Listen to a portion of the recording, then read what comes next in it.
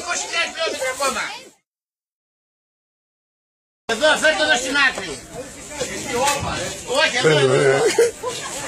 Περίμενε και να μας το φτιάξει, περίμενε. Ένα βοηθό θέλω, ένα βοηθό. Πήγαινε βοηθός, πήγαινε. Κράτα κυρία. Δεν πειράζει, δεν πειράζει. Να στα χιλιά.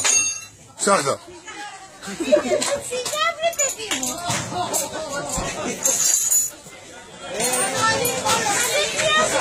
Έλα από εδώ.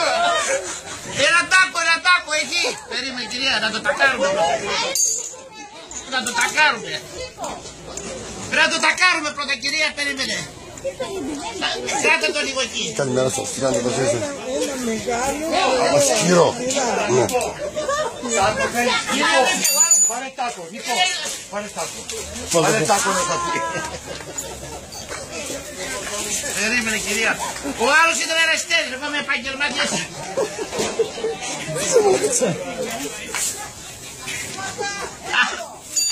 Άστο τώρα. Μη φοβάσαι, θα το φτιάξουμε εκεί. Θα σου κάνει 20.000 χιλιόμετρα ακόμα. Και αφού ζορίζομαι. Μια σκύλα έχει καλή. Μα κυρία μου, αυτές οι δουλειές είναι δύσκολες, μποράει.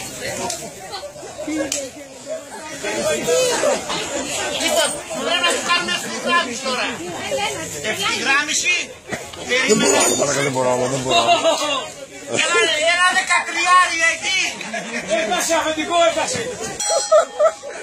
Έλα κάτω λίγα κόντρα. Περίμενα εδώ.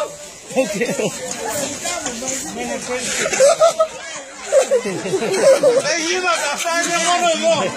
Θέλει ζυγοστάθμιση.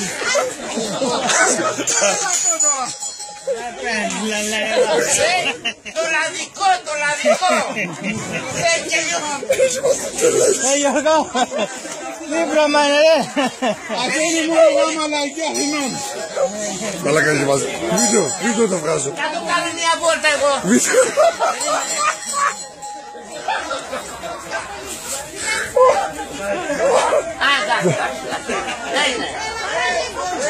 Μετά τα 30 χιλιόμετρα και όλα το αλλάξει βαγονίνες.